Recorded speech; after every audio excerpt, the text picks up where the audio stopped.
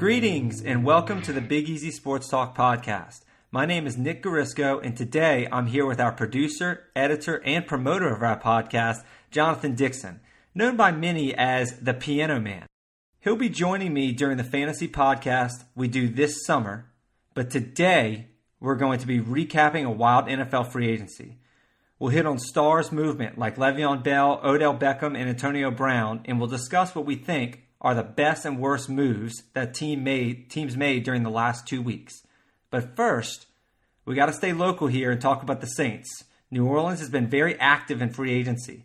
Mark Ingram is leaving. Max Unger is retiring. We signed Latavius Murray, Nick Easton, Mario Edwards, Malcom Brown, and we re-signed Teddy Bridgewater and Will Lutz. There's a lot to discuss here, so let's kick off with Mark Ingram. Piano Man, we kind of swapped Mark Ingram for Latavius Murray. What are your initial thoughts on the move? I know that we did lose one of our, captains of the team with Mark Ingram, but honestly, the asking price that he was trying to get was too much, so we had to strike a deal quick and get Latavius Murray. I know that there were teams that were trying to go after him and take them, but we did go ahead and sign him here for 4 years, $14.4 million to be exact, and Mark Ingram did find a deal, but not as much as he thought he would.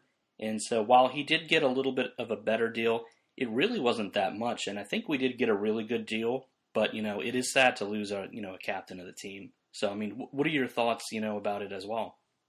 Mark Ingram seems like he had a number in mind that he was going for. And when he reached out to the Saints, it seems like we really had a quick backup plan. We were ready to deny his offer, really. We already had something in the bag with Latavius Murray. And it turns out that, like you said, we ended up signing Latavius Murray for a better contract than Mark Ingram. Latavius Murray's is a 4-year, $14 million deal with $7.2 million guaranteed. Now, if you break down the contract, it's essentially a 2-year deal. It's a 2-year, $10 million deal with $7.2 guaranteed. And Ingram's only has $6.5 million guaranteed. So Latavius Murray actually got more guaranteed money, which is really all that matters in these NFL contracts. And all of the guaranteed money is paid during the first 2 years of both of their contracts. So really, it's pretty interesting to me that we were able to let Ingram walk and then take Murray on what ended up being a more expensive deal than Ingram. And I know a lot of Saints fans are upset about that, but I give props to the Saints for kind of sticking to their number.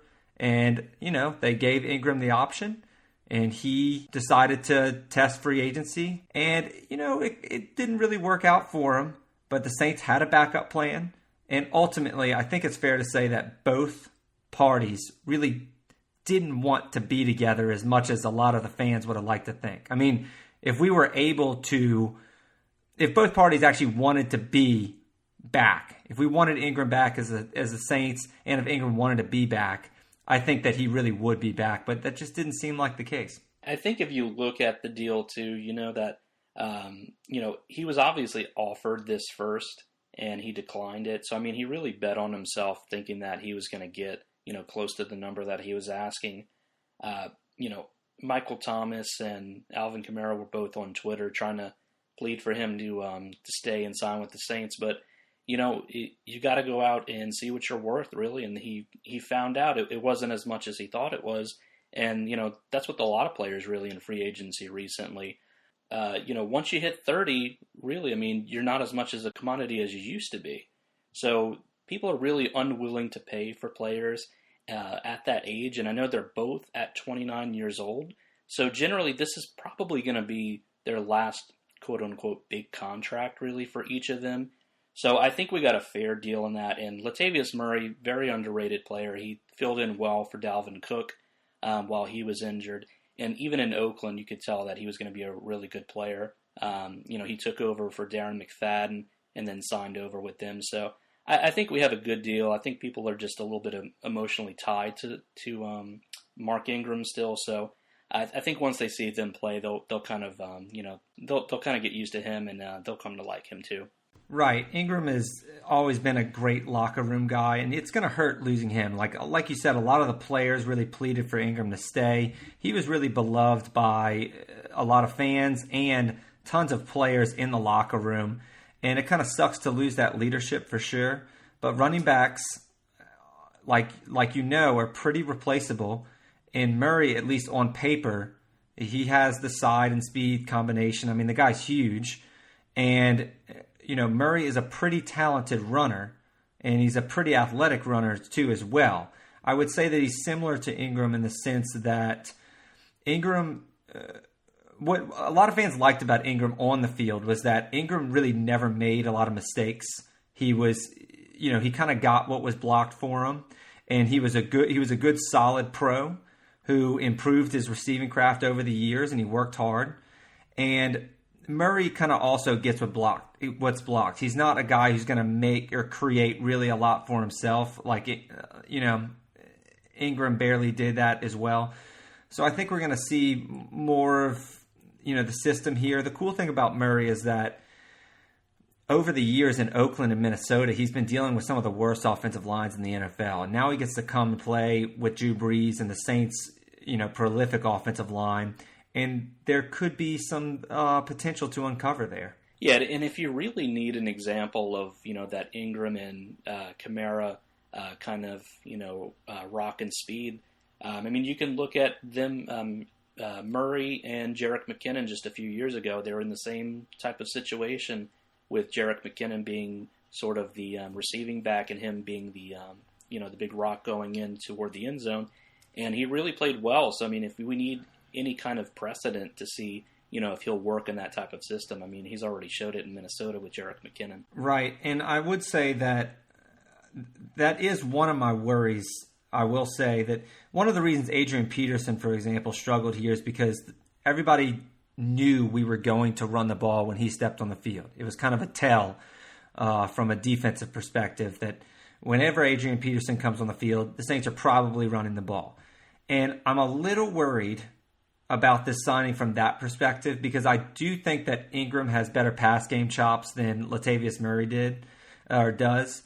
I think that's something that the Saints will have to work with Murray on, and maybe there's some untapped potential there that I'm not sure about, but his receiving numbers aren't that great, and he's never really looked very comfortable as a pass catcher to me. I'm saying that, though, and I will say that Ingram was not drafted as such. Ingram really worked on his craft and got better as a pass-catching running back throughout his career, and props to Ingram for doing that.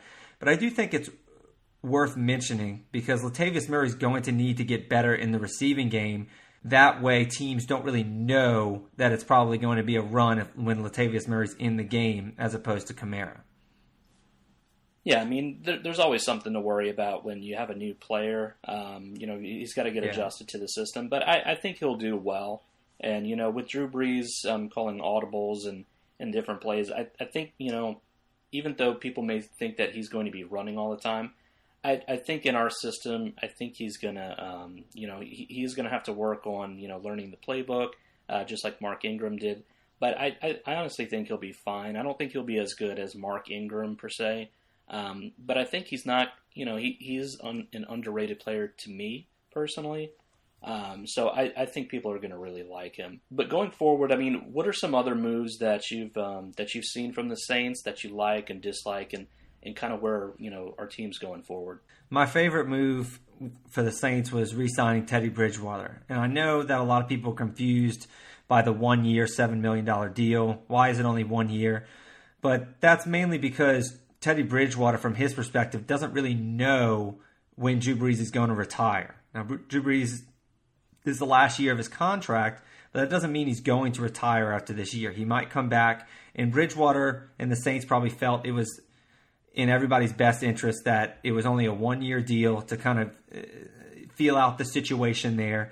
But Bridgewater took less money to come to New Orleans to kind of potentially have a future here. And I think that's a huge signing. I really do. I think even though it's a backup quarterback and hopefully he doesn't even step on the field this year. And I know we're trying to win a Super Bowl now, but I think it's a huge signing because I got to say, not having a quarterback, life without a quarterback in the NFL sucks. And when you don't have, we've been spoiled with Drew Brees.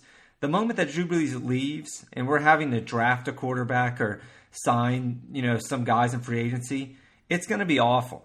Okay. And Bridgewater gives us a chance to bridge the gap, pun intended there, but he gives us a chance to bridge the gap and actually see what we have in him. And he might actually be a quality NFL starter. I believe that he was for Minnesota, even though the numbers don't indicate it. I believe that he was working with a bad situation, with a bad offense coordinator and bad protection. And I do believe that there's a lot of, I almost want to say he's a diamond in the rough. I really do. I think Bridgewater has a lot of potential. And I'm really glad that he's choosing to be in this city, in New Orleans, to give us kind of the first dibs on having him as a quarterback of the future before he goes to any other team like Miami. Yeah, and I mean, he did pass on Miami to kind of, bet on himself to see if he can, come in after Drew's gone. If you remember, he was actually positioned to go to LSU, but he ended up going to Louisville and jumping on board with their college team. Yeah, I was a big fan of Bridgewater coming out of Louisville. He was actually my favorite quarterback in the draft that year. I thought he should have gone much higher than 32 overall, which is where he went to the Vikings. Yeah, I mean, there's some good and bad, I think, with Teddy Bridgewater. The bad being that, what happened to his knee, and we're not really talking about too much, is that he's really only like 2 years or so removed from one of his trainers saying basically his knee was quote-unquote mangled during his practice. Right. So... Right, it was career threatening. Right. Yeah. I mean, when you miss not just a whole season, but part of another season, there's obviously some type of structural damage there in the knee.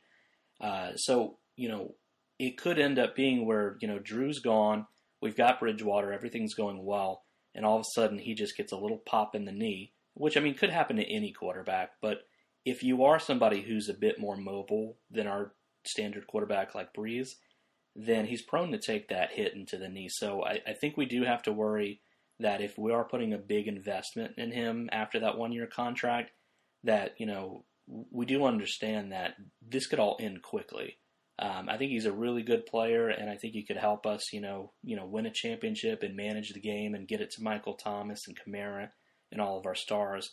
But I think I would be definitely wary about, how his, past injury is going to affect him. We really haven't seen him play. He went to the Jets, didn't really, get a chance to play and was just shipped over here. He's really only played that one meaningless game that we've had. So I'd like to really get to see him in the upcoming preseason and really get a look at, where he's at currently. Yeah, he did have the knee problems, and that's something that the Saints will have to consider if we're going to sign him long term. But for now, we're just going to take it year by year until Drew retires. And the thing I love most about Bridgewater is that he's such a high level backup, potentially, middle class starter, that if Drew Brees were to get nicked up, like let's say he sprains his MCL or something, he has to miss 4 games, Teddy Bridgewater can go there and win 2 or 3 of those games. And most backup quarterbacks, when your starter gets hurt, your season's done. But Bridgewater is able to come in and I believe win a couple games for us. And you alluded to the Week 17 performance that he came in. I don't think that was a very, and I know a lot of fans are concerned about that, but I don't think that was a very fair evaluation of Bridgewater. I don't think the Saints really game planned much in that game. That it was kind of just a meaningless game against the Panthers in Week 17 where we just threw him out there. And I don't think we had much of a game plan to really play to win that game.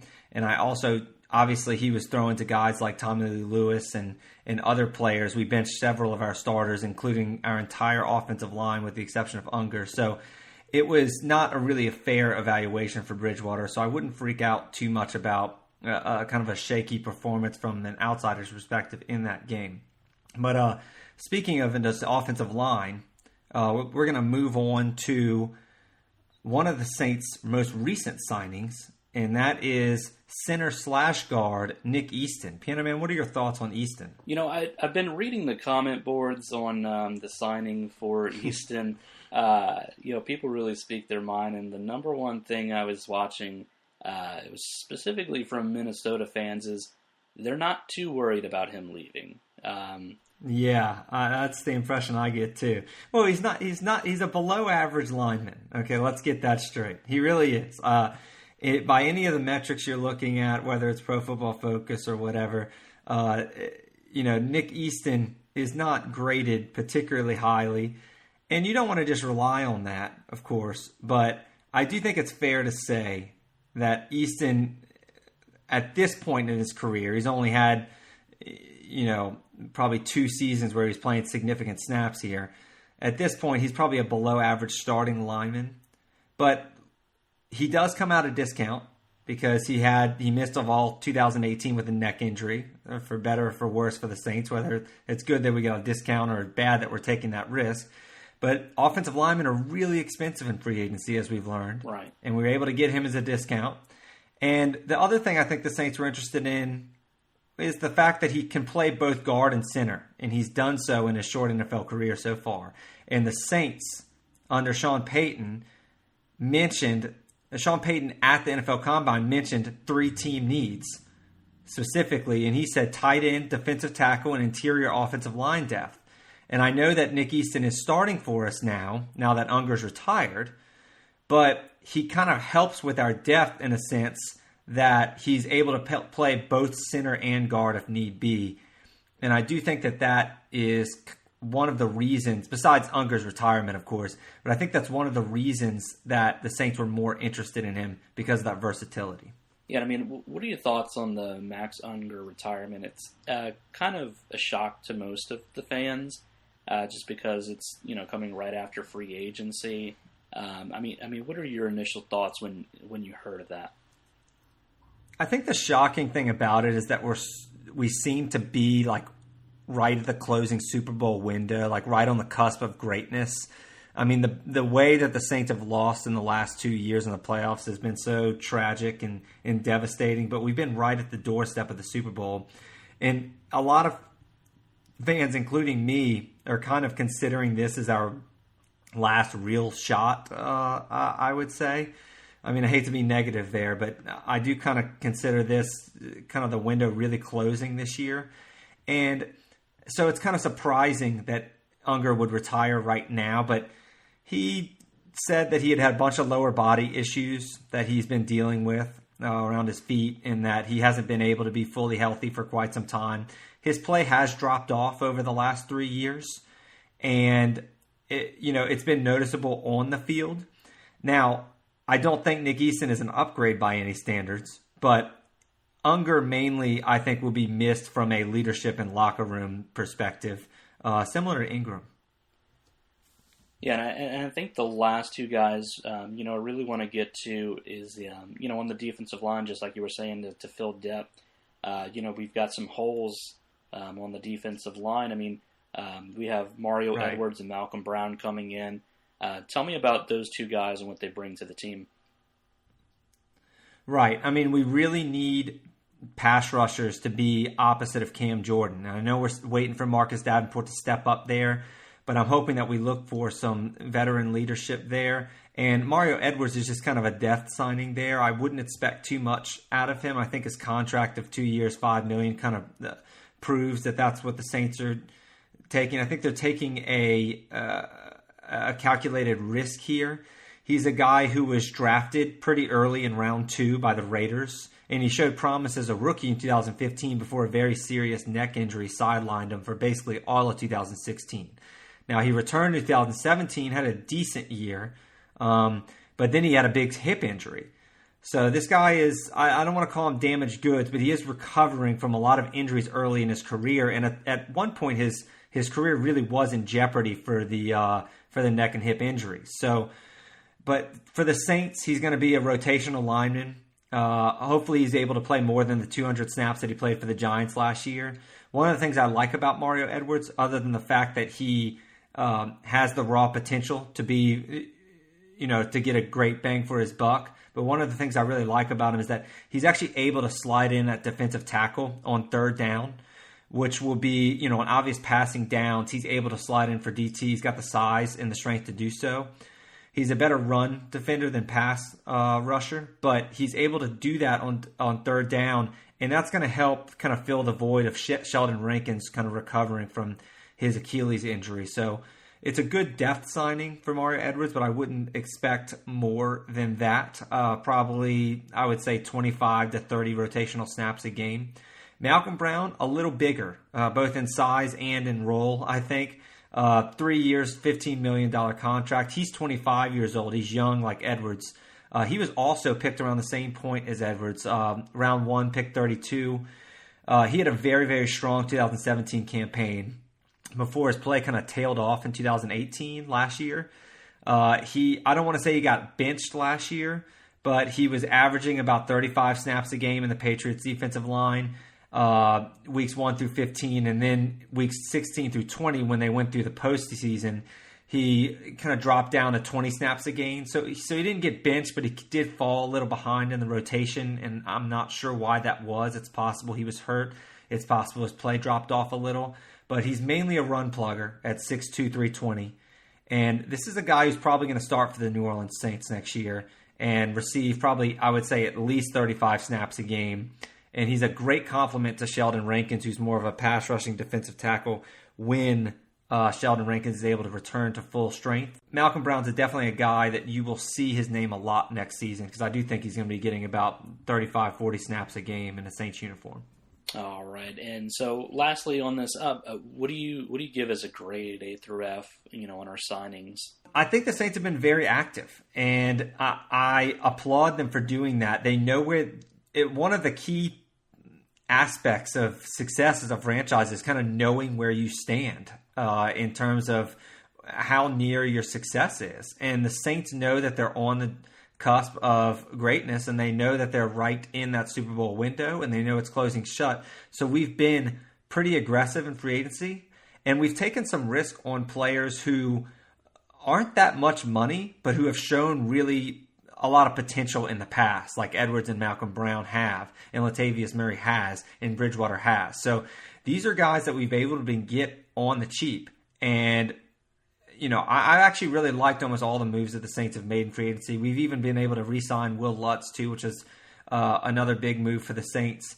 And I don't think we're done either, Piano Man. I really don't. I think that we have, I think that we're still looking hard at tight end Jared Cook, which would be a huge improvement at tight end in our offense. I mean, he's probably the best pass catcher probably still available in free agency. And I think that we're also looking at either defensive end Ziggy Ansah or defensive end Robert Quinn. And those are two guys that, if we have more time, I'd love to get into them. But those are two guys that I think that the Saints are also going to be looking at.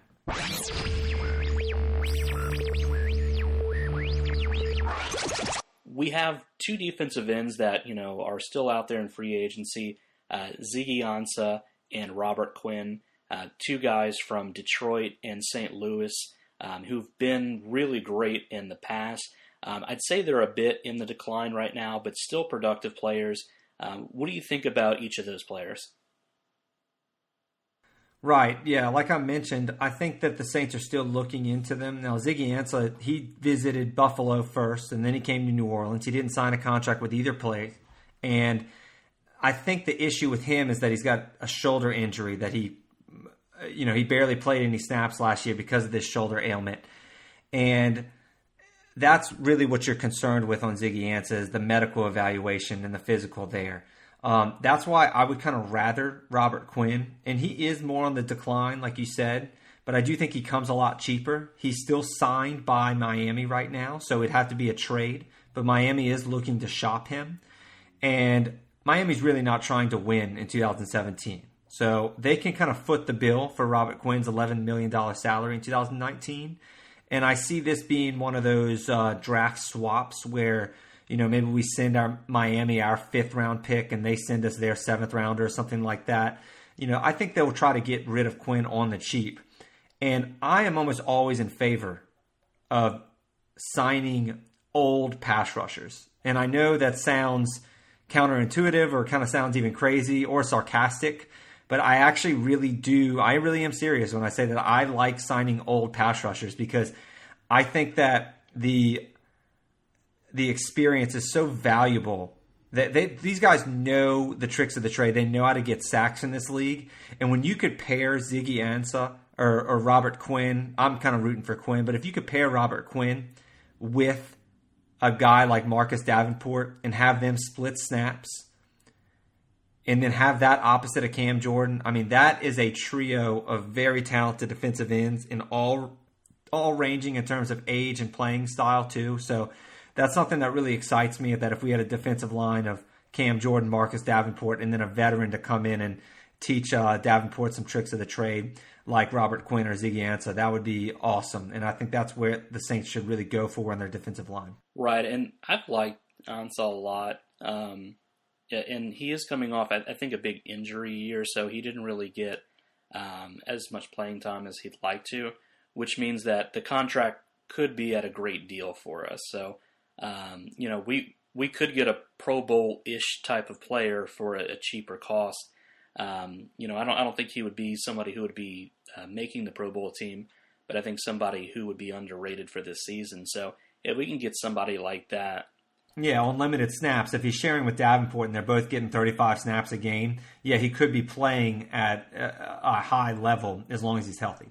I think if he can come in and play a certain amount of snaps, I think he could be so efficient, playing that limited amount of snaps that he could, him and Davenport together be almost like a Pro Bowl type of player together. But, we'll come to see that. And so for the next quarter, we are going to go over the major signings here, so stay tuned.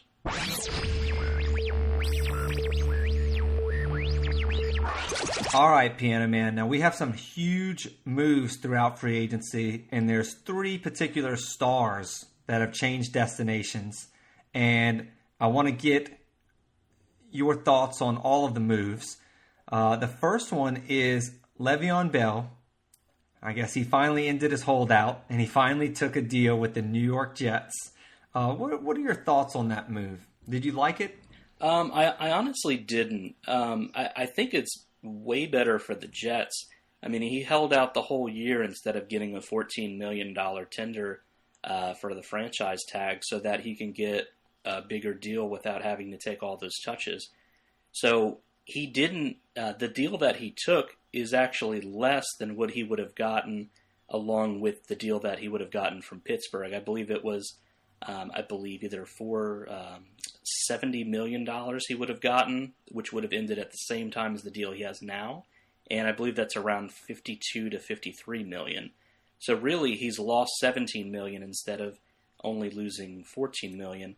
So to me, he really bet on himself, just like Mark Ingram did. And honestly, he's talking all great about his deal, but in his mind, he's got to know that this was a bad decision. I know that he didn't have those 400 plus carries or touches, but really, I mean, he was trying to send a message, but I honestly don't think he cleared the way with that. I mean, what do you think? I'm actually on the exact opposite side here. I actually thought Le'Veon Bell made the right move by holding out. And I do concede, and I do know that I'm in a very slight minority here. I agree that probably only, maybe 5% of the population really is on my side with this. But I do think people have a tendency to side with management when a player holds out. And he missed the whole season, which kind of rubbed a lot of people the wrong way. And besides everyone in Pittsburgh, it rubbed the millions of fans who drafted him in fantasy football and ruined the vast majority of their seasons the wrong way. And a lot of media members seemed like they had this stance early that was dumb for sitting out financially, that he was dumb for sitting out financially. And then they even kind of molded the narrative and fudged some of the contract numbers and details about the contract so they could say that they were right in the end. So to me, the whole narrative against Bell and saying that the idea for Bell to sit out a year is the dumbest move ever, I actually think that this is totally misguided. I agree with one thing you said, and that is if Bell were to have played out the entire contract and everything would have gone perfectly that Pittsburgh offered him last year when they offered him the 4-year, $70 million total deal. If he had played out that contract and everything went well and they hadn't cut him before the guaranteed money kicked in, then yes, he would have stood to make more if he took that deal. But I still don't think it was the right move to take the deal. For a lot of reasons, actually. But I'll also, before I even get into any of it, I also will also concede that you're right in the sense that Bell did not get what he wanted. I'll make that clear. He sought to break the bank and kind of revolutionize the position in terms of the league undervaluing and underpaying running backs. And he overrated himself and his value. And that's all true. But that doesn't mean it wasn't smart for him to sit out a year. I believe Bell made out better both financially and with career longevity by sitting out a year. And it's mainly what you just talked about. It's mainly his touches. The guy had 431 touches in 2017. He had 405 touches in 2016. That's 836 touches in the previous 2 years before he held out. And you know the Steelers were going to run him into the ground and not re-sign him if he signed that franchise tag, that 1 year, $14 million guaranteed deal. And they have a history of doing that. And historically, Piano Man, you know, you play fantasy football, you know the curse of 370. You know that running backs who come off a 370 touch season are highly likely to either miss time with injuries the next year or have their production drop substantially. And usually it's both. And Bell would not have only been coming off one 370 touch season, but 2 consecutive 400 touch seasons. So the odds of him having a healthy year were unfavorable. And the odds of him having a career year, were very, very slim to none. You just don't see it. And imagine if he tore his ACL or ruptured his Achilles in December, had he played last year. That cripples any chance of getting anywhere close to $27 million guaranteed, which is what he got with the Jets. And I kind of want to talk about the guaranteed money because that's really what matters here. I know that he had an opportunity to sign what I believe was a 5-year, $70 million deal with the Pittsburgh Steelers. But that deal only had $10 million guaranteed at signing. So when you sign a contract, your signing bonus is all guaranteed, and there was only $10 million guaranteed in that deal. And the deal he signed with the Jets, it was a 4-year, $52 million deal. It was less overall, but there was $27 million guaranteed at signing. And that's a huge, huge difference because the 5-year, $70 million deal that the Steelers offered him had what's called a rolling guarantee. And that's what you're seeing all these media guys throw out, the $35 million guarantee number that he passed up with the Steelers. That's actually a rolling guarantee, which basically means that as long as he was on the roster for 2019 and 2020, that it would have been guaranteed. But that's different than guaranteed at signing. Because if Bell tore his ACL after signing that deal, or he failed another drug test and he gets suspended, or he ruffles feathers with Big Ben like AB did, and the Steelers want to go in a new direction or make James Conner their featured back, the Steelers, after signing Le'Veon Bell to that 4-year, $70 million deal, they could have cut Bell before March of 2020, and he had only received $10 million guaranteed. That's it. That's all he would have received, $10 million guaranteed money, not the $27 million that he signed with the Jets. So I think that overall, it was extremely unlikely that Le'Veon Bell was going to play a full season and have this, have a great year, and then, get a better contract than what he got with the Jets. Because even if I concede that he does play 16 games, which I think is highly unlikely after 800 touches, and even if I concede he has a great year, which is also, historically almost, historically, I don't even think that's ever happened. After 800 touches, the guy is the best year in the third year. But even if he does that, now you have a running back who's touched the ball 1,200 times in the last 3 years, and he's hitting free agency. And the wear down is near, and the teams know that. And do you really think a team's going to give Le'Veon Bell $27 million guaranteed for a guy who's coming off 3 straight 400 touch seasons? I just don't think so. I think that's a recipe for disaster.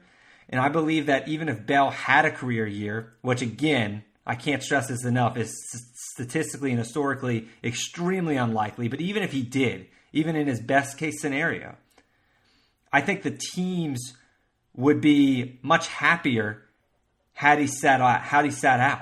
I don't think the teams would want to sign a running back with that much mileage in that little of time. I mean, you said so yourself. I think the Jets are ecstatic that he's fresh and he sat out a year. And now Le'Veon Bell isn't coming off a 400 touch season or 1,200 touches in 3 years, which is what he would have. Now he's refreshed right in the middle of his career. It's really perfect timing.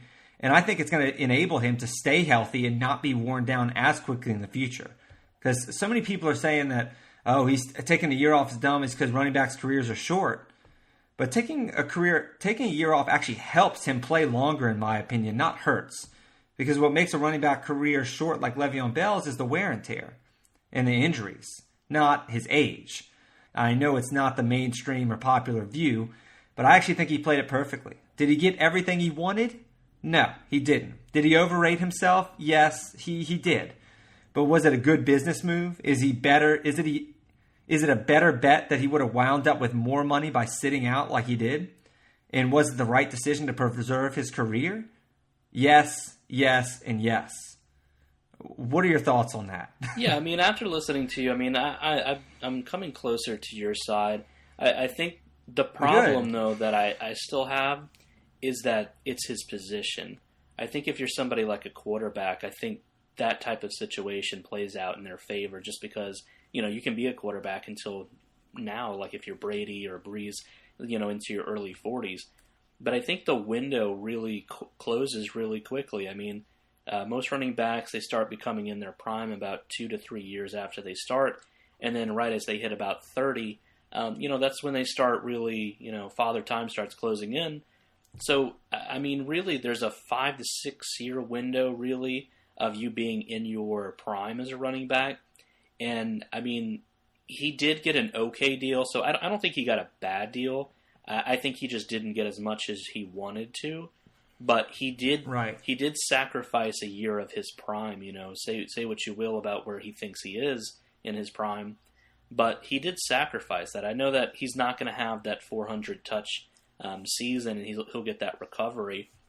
But I mean, if he gets injured or something like that, I mean that could just completely wipe that out. But at least if he gets injured now, he has the $27 million guaranteed. Whereas if he would have signed that Steelers deal and he got injured, he would have only had $10 million guaranteed. So in the end, it's really about it's about risk aversion here. I mean, I think he made the safe play by taking more guaranteed money. Whereas a lot of people kind of wanted him to take that Steelers deal or sign the franchise tag last year and try to maximize his potential earnings. But as a running back, I just don't think the maximization is the smart play. I think as a running back who's get hurt as much as they do and whose careers are short, I think the guaranteed money is the right play there. And that's kind of why I think he made the right move. But I will admit, like I said, I know that I'm in the minority there. I understand that. But I hope this helps shed some light on what Le'Veon Bell was thinking there, at least. I mean, it's so interesting because Le'Veon Bell, 122 yards per game from scrimmage, most in NFL history by any running back or receiver. So it's certainly, a superstar here, and a great debate, a great sports debate really on whether it was the right, contractual move for him to sit out a full season. And, the opportunity cost, of course, is he could have signed that 1 year, $14 million guaranteed and then tested free agency this year. And he also could have signed that 5 year, $70 million deal with $10 million guaranteed and rolling guarantees by the Steelers, that offer last year by the Steelers. And he decided to sit out the whole year and play it safe, try to recover. And he took the $27 million guaranteed, which I think overall was the smart and safe move. But let's move on to Odell Beckham here. I know you love Odell Beckham. Oh, yeah. And why not? I mean, he's the man. I want to get your thoughts on Odell being traded to the Cleveland Browns by the New York Giants. Yeah, I think initially if you're a Giants fan, it comes off as a really bad deal, and I think it slightly is. I think it's not as bad as people think it is. I think for Cleveland, though, this is huge. I mean, having Baker Mayfield and then you partner him with Odell Beckham and his LSU buddy, Jarvis Landry, I think it's really going to showcase what Baker Mayfield can do. And I really think that they're going to finally win that division, with Le'Veon Bell and Antonio Brown gone. You've got the Ravens in that division who I think they'll battle. And then Cincinnati that pretty much in the dumpster fire range this coming up year. But I think, if anything, I think the fantasy value, which I don't think people would really think about. And, we're going to be doing our fantasy shows just to give you a sneak peek, a bit of what we'd be talking about. I think this really elevates Baker Mayfield into, a top 10 fantasy quarterback with Jarvis Landry, with Odell Beckham, with Nick Chubb in the mold. And then, they'll have Kareem Hunt in the last 8 games of the season, which we'll get to in another podcast. But I really like the move for Cleveland. I think they're really doing good things. They've got young players, all under the age of about 26. I think that's a great move. I think for the Giants, they're really rebuilding. I do feel bad for Eli Manning. He takes a lot of the brunt of all the negativity. I think he does what he can, but he's getting older. But I think they got some okay pieces with that. But really, I think everyone would agree that, as far as I can see, that Cleveland won that trade. So. I agree with everything you said until the very end. I do think Eli Manning actually is mostly to blame for the Giants' struggle. And the Giants' general managers, Dave Gettleman's obsession with Eli Manning is part of the problem there.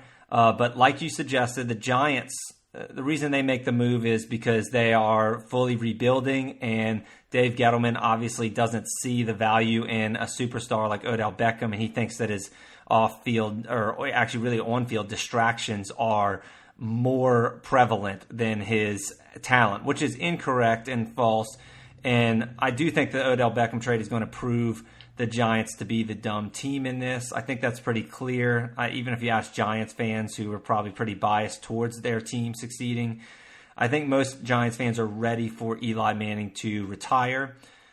Overall, I think you started a good segue here because first you started a segue to the draft here. And I don't think the Giants deal this pick for Odell Beckham and get pick 17 in return without having a big plan in place there. And I think that they're going to use that pick 17 either to draft Eli Manning's successor, a guy like Daniel Jones from Duke or Dwayne Haskins, if he falls to 17, or they can use that pick 17 and their other pick as ammunition to move up, maybe even for a guy like Kyler Murray or Drew Lock or something like that. So I do think that the Giants do not make this deal without having something to show for it. AKA, I think they're going to use this draft pick that they got in return as ammunition for getting their quarterback of the future so they can try to make out on the right side of this thing. So watch out for that. As far as fantasy football goes, Baker Mayfield is definitely going to be a top 10 quarterback. I would argue that it elevates him to a top 5 status. I don't think I can name 5 quarterbacks that I would take over Baker Mayfield in drafts. But like you said, it's all about the supporting cast. I mean, he's got 2 offensive, Freddie Kitchens and Todd Monken is the guy who are calling the shots there on the offensive side of the ball, or 2 pass-first guys. They have a good offensive line in Cleveland. You said everything about the weapons, Jarvis Landry, David Njoku. Odell Beckham, of course, is going to elevate his quarterback big time. And Nick Chubb and Kareem Hunt. I mean, that's an offense that is going to score points. And I agree with everything you said about Cleveland being the favorites in their division. I absolutely think they're favorites in the division now. I'm a little weary about getting to the Super Bowl talk that people are seeming to be doing on Twitter and Cleveland fans.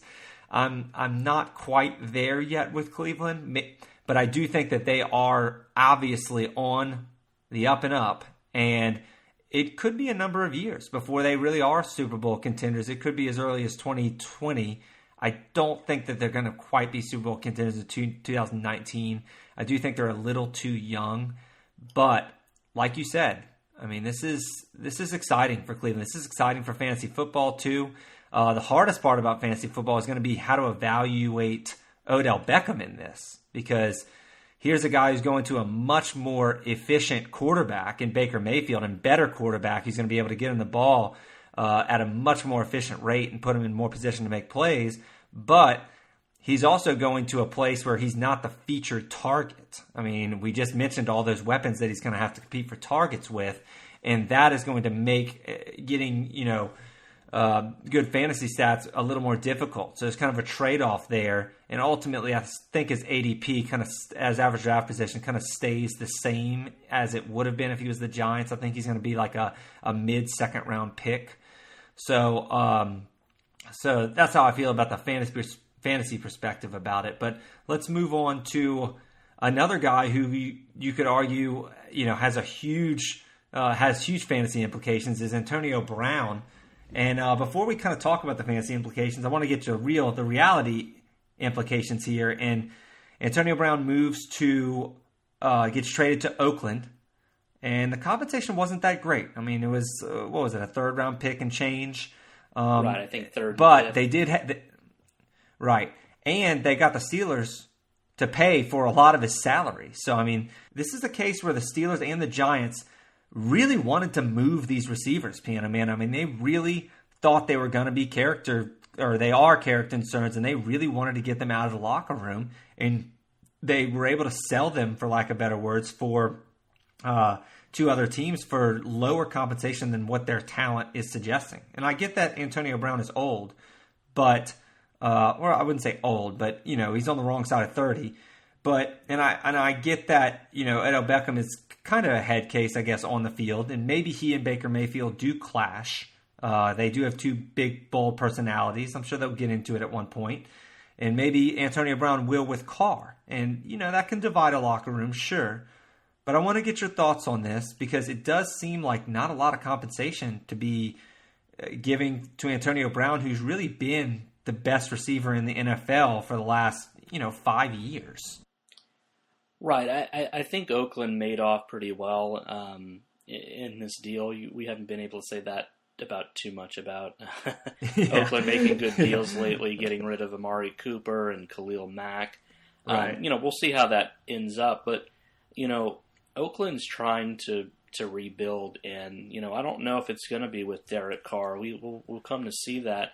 My initial thought was that they were going to get Antonio Brown, Le'Veon Bell, and then find a way to get Kyler Murray and have sort of a super group there. I know that Le'Veon Bell was out, and Kyler Murray's probably out of that reach. He'll probably end up going to Arizona, with the new coach Kingsbury. Never say never. They have 3 first-round picks. They have the ammunition to do it. But yeah, it looks like Kingsbury wants them. But yeah, that was rumored to be.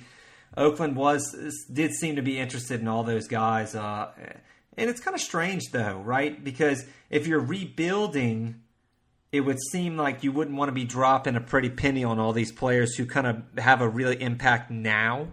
So it kind of conflicts with the whole trading of Khalil Mack and Amari Cooper, don't you think? Yeah, I mean, it kind of makes you wonder where John Gruden thinks that they are right now. Because, it seems like it's a full rebuild when you get rid of basically your top offensive star. I know that Amari Cooper hasn't been doing very well the last couple of seasons, but I think, his first season, he looked like he was a breakout star. And, when he went to Dallas, It looked like he kind of got rejuvenated and just needed a new place to go.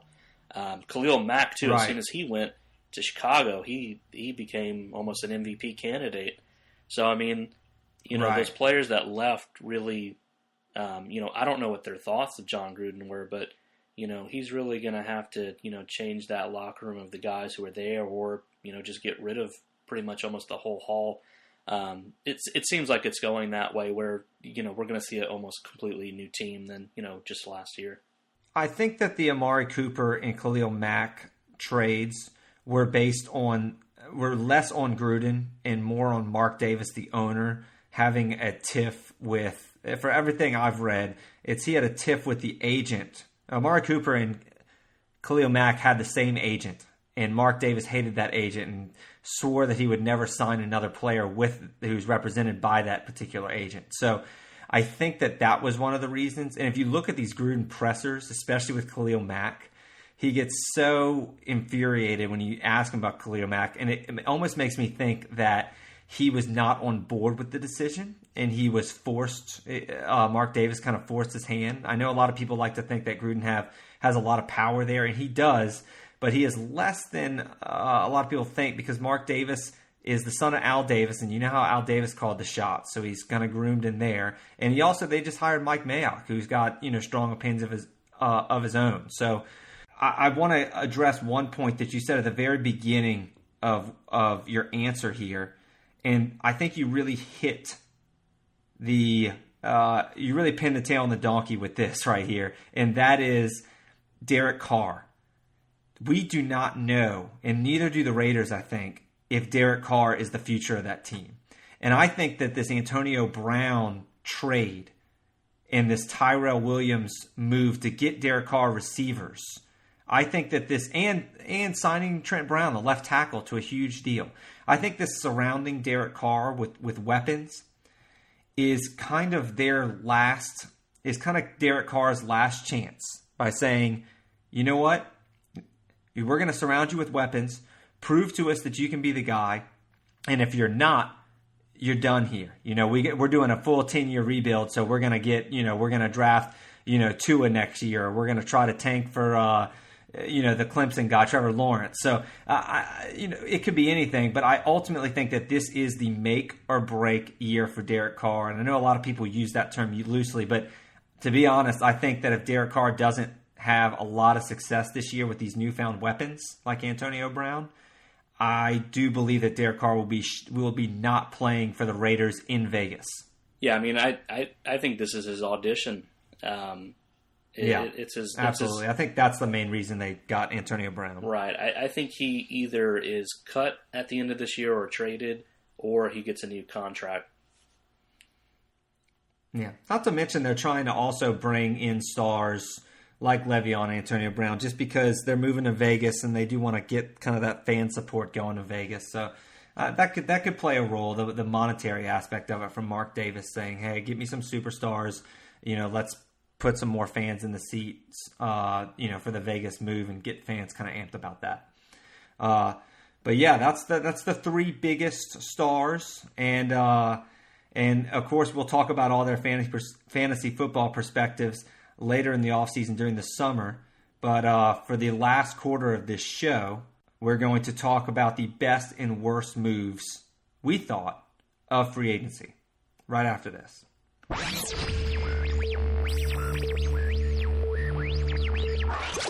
All right, let's talk about some of our favorite and least favorite signings. Piano Man, what were some of the worst moves of the free agency period so far, in your opinion? My personal opinion is I've never been a huge fan of Devin Funches, or bunches of Funches. He got a $10 million deal, $13 million in incentives. I didn't really see him shine too much in Carolina, and again, that's just a personal opinion. If he was really that great, I think they really would have kept him and paired him, to keep him with Cam Newton. But I'm not really a big fan of that signing, going to Indianapolis. I think another guy I would look at, and maybe it's just an organizational thing, is the New York Jets took Jamison Crowder, kind of a middle-of-the-field guy, catches quite a bit of balls. Nothing really too exciting about him. I think the Jets really keep taking these type of guys like a Paul Richardson and Jamison Crowder. They have Robbie Anderson and Quincy Enunwa. These are all, okay sort of quality guys, but they really haven't been, splashing in the, top tier free agent market. I mean, giving all their money really to Le'Veon Bell and featuring him as the back with Adam Gase. But I don't feel like either one of those were really a great signing here for any of them. What would you say would be your least favorite as well? I think overall, I typically don't like free agent moves, especially big splashes, because it's extremely costly. And I think that the players are all overpriced right now in the market. And they've usually peaked already. And a lot of them have their best years right before free agency. And so it's tough to evaluate. And not to mention, it's tough to evaluate having any player going to a new team. He's got to go to a new system, a new city, new coaches, new scheme. And the expectations are so high because when you sign a free agent, most fans and the teams want to believe that you're automatically filling a hole. But they also just got paid and they lose motivation. And, for all the other reasons I said, a lot of these free agent moves don't usually work out, to be honest. I mean, it seems like they do on paper, but they usually don't. So I'm not a huge fan of free agency, but I won't give that as my full answer because I know that's a cop-out answer. I think that my least favorite moves would probably be Tyrell Williams to the Raiders. I'm going to stick with the receivers like you are. Tyrell Williams to the Raiders. I know he was a pretty decent playmaker in San Diego / Los Angeles, but drops too many passes for my liking. And the Raiders just, signed Antonio Brown to this huge contract. Got Antonio Brown on the trade and now are paying him a lot of money after this year. So it seems interesting to me that they were able to go ahead and wanted to kind of double dip there. And I just don't think Tyrell Williams, I kind of feel the way about him that you feel about Devin Funchess. He is fast and he's got good size. He can make plays downfield. But I do think he's pretty one-dimensional. And I don't know with Antonio Brown.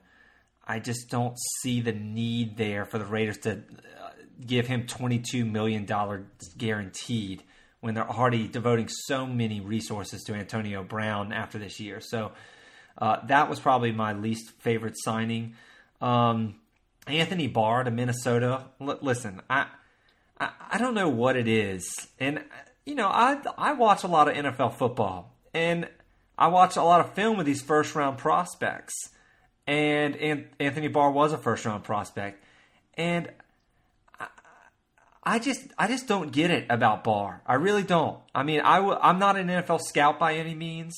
I'm not a great talent evaluator by any means. So if somebody can explain this to me, I would love to hear their opinion. Somebody smarter than I am from that perspective. But I've never understood the love for Anthony Barr. I don't know why he's a good or a great NFL player by any means. I've always thought that he was very overrated, and it's crazy to me that the Jets were willing to lash out all of this money for him before he kind of spurned their offer and then went back to Minnesota. And then the Minnesota Vikings re-signed him to a huge deal as well. And I just don't get it. I don't think that he's very good, honestly. I don't know what other way to describe it. Everyone has those players where they're like, I just don't understand the hype. And Anthony Barr is one of my guys in the NFL that I just don't get it. I don't know why everyone thinks he's good but me. So I'm going to go ahead and say Anthony Barr with that huge deal. It's not something that I really understand paying him that much. I would have let him walk if I were Minnesota. Cole Beasley to Buffalo. That I have a problem with that because of a scheme fit. Josh Allen is not the type of accurate quarterback who works on short precision passes who can get the ball to Cole Beasley. Cole Beasley Josh Allen's got a huge arm, and he's got a lot of potential in this league, of course. I'm not saying that he sucks, but he is not a very accurate thrower of the football. He's just not. That's if there's any flaw that he has, it's obviously that. And he's one of the least accurate quarterbacks in the NFL. And he can still be a successful NFL quarterback without being accurate. I don't think he'll ever be great, but I do not think he's ever going to be able to get the ball to Cole Beasley on a consistent basis. And Cole Beasley, you need to be accurate to get the ball to him because he's running all those little short, timing routes. And over the middle of the field. I just don't. I see a more precision quarterback. Like, Cole Beasley would have signed with the Saints. I would have been all for it, sure. But Josh Allen and the Bills and windy Buffalo, 4 years, $29 million for Cole Beasley. No, I don't buy that at all. And then the last one, Nick Foles to Jacksonville. It's kind of 4 years, $88 million, over $40 million guaranteed. It's kind of amazing to me that everybody, I'm talking about everybody, can see that not working out, except for the Jacksonville Jaguars. Like, except for the team that actually makes the signing, everybody kind of assumes that the Jaguars are not going to really, succeed with Nick Foles. Is he an upgrade over Blake Bortles? Yeah, of course, sure, why not? But is he, going to win a Super Bowl with the Jacksonville Jaguars? There's no way. I mean, is he a franchise quarterback? I'm not really sure. I know that he played in a great system in Philadelphia, and he was amazing in that system. And that's that system and the first year under Chip Kelly were the only systems that he's ever done well in. Every other year, he's been a way below average quarterback. And the idea that he's going to go to Jacksonville and thrive, away from that Philly system, I just don't buy that for a second. And I don't think that's going to work out for Jacksonville at all. I'm not going to say it's going to be another Blake Bortles situation, but I do think by the end of that contract, I kind of liken it to Kirk Cousins. You know what I'm saying, Piano Man? Like the Vikings signed Kirk Cousins to this huge deal thinking that he was going to be the guy that put him over the top. And Cousins hasn't been terrible. He's not terrible. But it was kind of arguably a waste of money, right? And that's kind of how I feel about Nick Foles to Jacksonville. What are some of your favorite moves in free agency so far? Yeah, I kind of actually want to go in the other direction with Nick Foles. I think a lot of people will actually say what you just said, that they're just kind of feeding off of that Super Bowl frenzy. They're overpaying for a guy who essentially was a backup and then really didn't do anything for Kansas City when he had the opportunity. But you've got to look at it from Jacksonville's perspective. Their last two quarterbacks was Blake Bortles and Blaine Gabbert, and then some fill-ins in between. Right. So, they're desperate. Right. I mean, the problem that they've had on their team the last couple of years is that they've had an astonishing defense that they've put together with the emergence of Miles Jack, Telvin Coleman, the guys on the defensive line, and especially with Jalen Ramsey as maybe the best cornerback in the league. The problem has always been the confidence that they've had in Blake Bortles. I mean, this is a team that just the other year was a few plays away from beating the New England Patriots. So they were, but they weren't last year. They had more issues than Bortles last year, Right, but I do believe, that things happen in between. But I think Nick Foles gives them that confidence that they need on offense. They don't need a whole lot. They're not, they shouldn't be going after a huge, I know it's a big contract for them, but they shouldn't be going after like an Aaron Rodgers, Drew Brees type of player to kind of combat that. I think he's the right type of guy. Does he have it in him for the whole season? Maybe not. But I think for their organization, I think it's going to be, I think it's going to be a good thing. I think they will make the playoffs. I don't think they're going to win the Super Bowl with Nick Foles. I think at the end of the day, it'll fall apart at some point, and the Nick Foles magic will kind of go away. But if you had any other choice, I mean, your really only option is to try to get a quarterback late in the draft, which isn't a great option this year, or wait till the next year. They are sitting at pick 7. They would have it's basically Foles. Their options would be, their immediate options would be probably Foles, Dwayne Haskins, potentially Drew Lock, maybe Daniel Jones, which I wouldn't advise, but and also Teddy Bridgewater. I mean, they could have signed Teddy Bridgewater if they wanted to a long-term deal that I'm sure he would have accepted if he got that type of money. Is Foles better than all those guys right now? Yeah, probably so. I mean, I think that's safe to say, but I don't think that this is the move that puts this signing is a move that they want to get put over the top. They're not signing Foles to bring them to the playoffs. They're signing Foles knowing, like you said, that they were a couple plays away from the Super Bowl, and they think the difference is Nick Foles. So we'll see what happens. I think that a lot more went wrong last year for the Jaguars than Bortles, but we'll see what happens. I think that this is going to go poorly for the Jaguars. But hey, if he makes the playoffs or even gets an AFC Championship, and he puts up good numbers in Jacksonville, then I'll give you the win. I'll be impressed. Right, and I think the difference is that just like you said, they're in a win now mode. They can go and get Haskins with that 7th pick, but I think in their mindset, if they can go and get somebody like a DK Metcalf at 7 and pair him with Nick Foles, they could be in a real good win now mode, and it's basically here or now for the next year or two, and then Nick Foles will be on his way out. And DK is actually who I have projected to them right now in my mock draft on Big Easy Sports Talk. You can go check that out. I update that every single day, as most of the viewers know. So, Robert, right now I do have Metcalf going to them, and that would be a nice addition to their receiving core. What are some of your other favorite signings other than Foles? Yeah, I mean, there's 2 other guys that I think that were great signings. These are big money deals. So I think in the long term it could be risky for one of them. But the 2 that I'm looking at is Tyrann Mathieu to Kansas City for 3 years, $42 million, and Earl Thomas to Baltimore for 4 years, $55 million. There's 2 different perspectives I think I have on these. Tyrann Mathieu, I think they've been missing somebody in the DB for Kansas City for a long time. I know that they've had Eric Berry, but I mean, with his lymphoma, his injury history, he's been cut. They really need somebody to spark that defense in the defensive back. I think he's going to be a great signing for them. Lastly, Earl Thomas, he is getting up in age. That's why I worry about the 4-year, $55 million deal.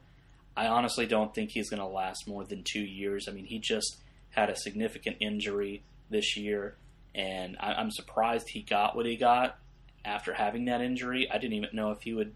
Yeah, I was surprised too. I didn't even know he would, get a top tier deal, much less 4 years, $55 million. They've been missing that guy since Ed Reed. I know that Eric Weddle, was there kind of as a transplant for a little bit, but I think he's going to make a real big difference. He's going to be battling, Odell Beckham coming across, the top. So that's going to be a real good matchup to watch both of them. Yeah, that'll be fun. I have no issues with the safety signings. I think both of those are also really important for team leadership as well. The Chiefs really need somebody back there that has Tyrann's leadership and focus. And Earl Thomas, obviously, such a great pro. I was a little surprised, like you were, with the number that Earl Thomas got, or the numbers that he got paid with. But overall, I have no issues with those signings. My favorite ones. One of my favorite signings of the entire thing, and I hate to be biased here, is I actually love the move the Saints getting Teddy Bridgewater. And we kind of touched on that earlier. But I just think that it's such a great deal for the Saints, and it's a great deal for Bridgewater too, because it kind of puts him in the driver's seat to see if Breeze does retire after next year. And the Saints will probably get like a hometown discount if we're able to re-sign Teddy Bridgewater after this year.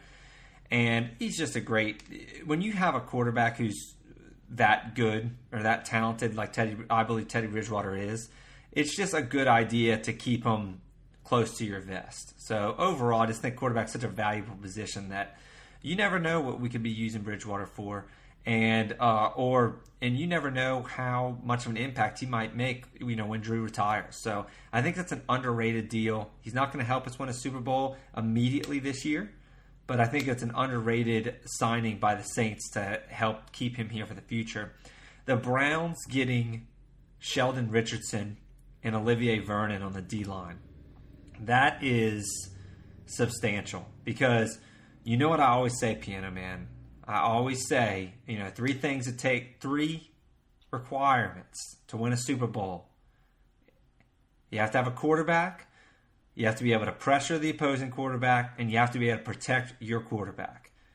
You do not need a good receiver like Odell Beckham to win a Super Bowl. I know that Odell Beckham's going to get all the limelight here to Cleveland, but I love the Sheldon Richardson and Olivier Vernon on the D-line. Pass rush is the second most important thing in the NFL in terms of success, in my opinion. And that D-line now, Larry Ngagwe, they have Myles Garrett, phenom, Sheldon Richardson, Olivier Vernon. That is a nasty 4-man defensive line, and probably the best in the NFL. So you combine that with now their explosive offense, now the Browns are really in business. I like those moves even more than Odell Beckham going to the Browns. Now, I'm dead serious about that. When you combine the impact of Richardson and Vernon on that D-line is going to be more important than, getting good play from receivers. But don't get me wrong, I love the Odell Beckham, trade too. But the last thing is, and I got to we got another disagreement here. Devin Funchess to Indianapolis. You mentioned him as a guy that you as one of your least favorite signings. I actually have him as one of my favorite signings. Devin Funchess, the reason it works for me is that Devin Funchess is a perfect complement, I think, to T.Y. Hilton.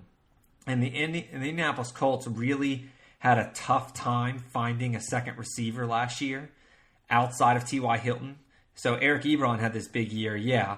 But at receiver 2, though, once Deion Kane tore his ACL in the preseason, they were really barren. I mean, they dealt with a rotation of no-name guys. Dontrell Inman, I think Chester Rogers, just guys that nobody would really touch in your fantasy league because they just had no relevance after T.Y. Hilton and Eric Ebron.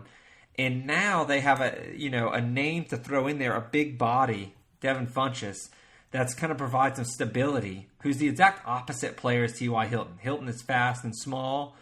Devin Funchess is big and slow.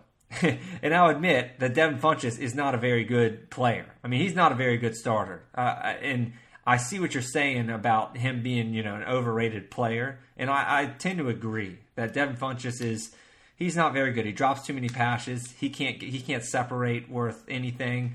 He's basically like a third tight end, kind of. But imagine, covering him and Ebron and Jack Doyle and T.Y. Hilton, especially in the red zone. Devin Funchess helps a lot. I just think it's a good, no-risk move for the Colts. And I know you cited that he was 1 year, $10 million. But keep in mind, the Colts have to spend some of this money. The Colts have the most salary cap in the entire NFL. They have $96 million of cap going into free agency to spend.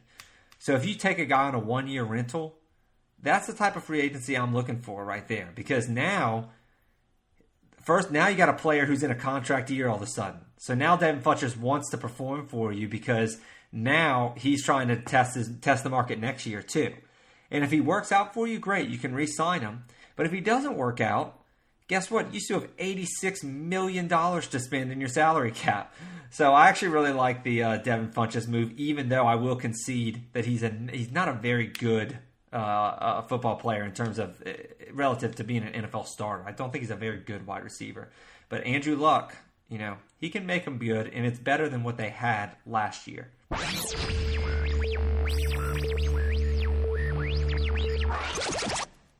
And that's the end of our fourth quarter. If you like what you heard, make sure you become one of our best friends by subscribing to this podcast and giving us a great rating on iTunes. You can also follow us on Twitter @BestPodcastNola. Thank you so much for listening, and thank you to our sponsors. We'll be back next week. Tell all your friends. Who dat?